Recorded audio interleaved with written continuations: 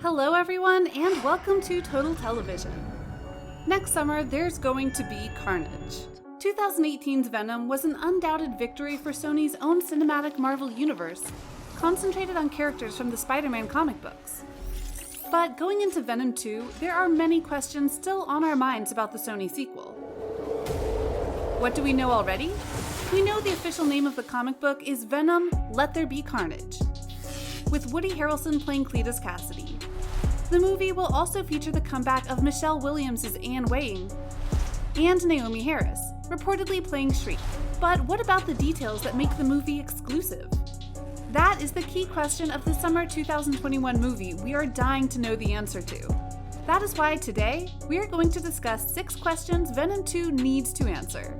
Watch till the end. We will cover some new facts no one has discussed before. Before we dive in, don't forget to like, hit the subscribe button, and check out our other Marvel-related content after this. Number 1. How does Cletus Kasady transform into Carnage? Classic Marvel move.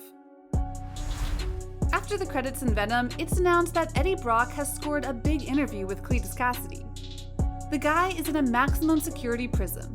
Woody Harrelson's character states, "There's gonna be carnage," to taunt the coming transmutation into the famed villain, you guessed it, Carnage. It was a very on-the-button reference for the Sony film to make. But the question is, how specifically will Kasady become the iconic Spider-Verse character? Eddie Brock and Cletus Kasady become cellmates in the comics, and Venom gives birth to a symbiote baby that ties to him. The result is Carnage, a way more dangerous and terrifying symbiotic organism than Eddie and Venom.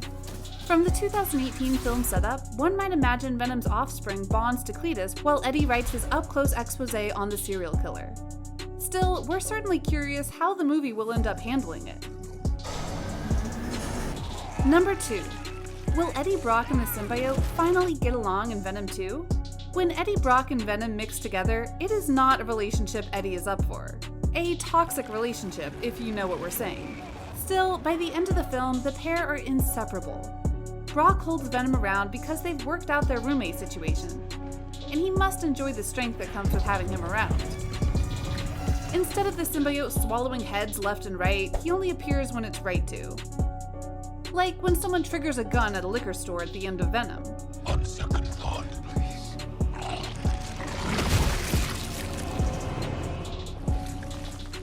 But will they continue to clash on every conflict in Venom 2?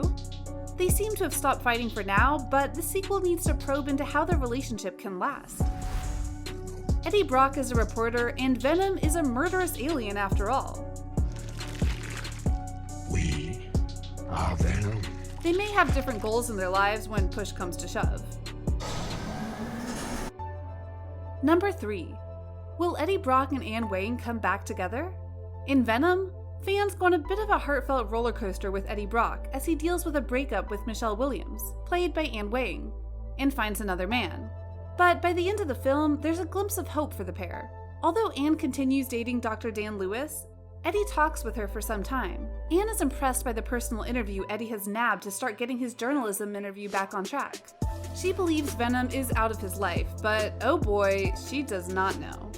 Anne is one of the few people who are aware of Venom, and it makes sense for her to enter back into the plot. Plus, love stories are commonly used as bait by villains.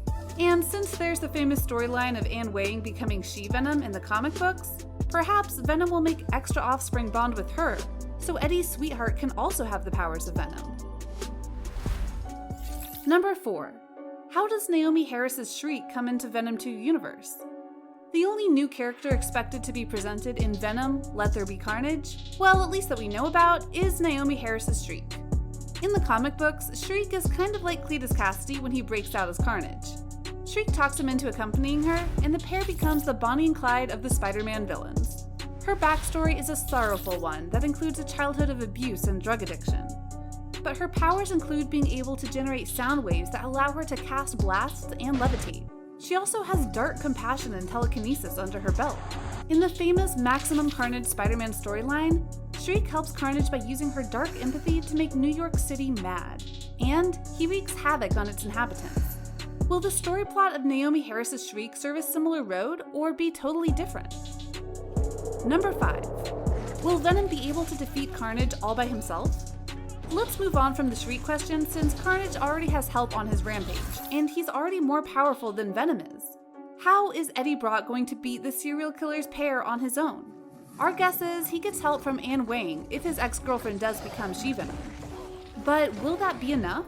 If Let There Be Carnage goes into the maximum carnage area, the Venom sequel may need to obtain more help than what has already been exposed. It will be exciting to see if Venom 2 will be a face-to-face showdown between Eddie Brock and Cletus Kasady, or if Sony will take this occasion to expand its roster of characters.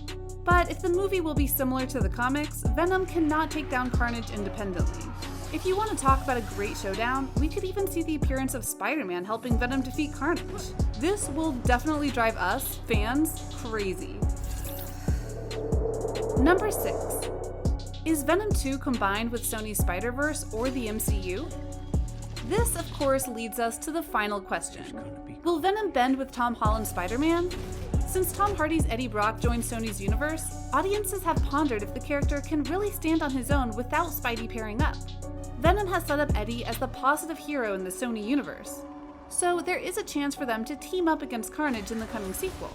And Tom Holland's Peter Parker is as much a Sony Spider-Verse capital as it is a part of Disney's MCU. Within this question, we're also curious if Venom 2 will connect with Sony's other Spider-Verse movies, such as Morbius, which will hit theaters a few months before Venom 2. It could also include other characters Sony plans to adapt to the big screen.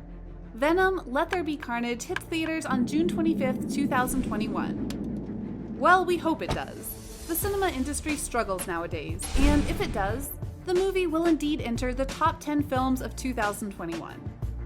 Do you have any other Venom 2 related questions? Let us know in the comment section below. Don't forget to like, share, and subscribe so you don't miss an upload. We hope you enjoyed today's video.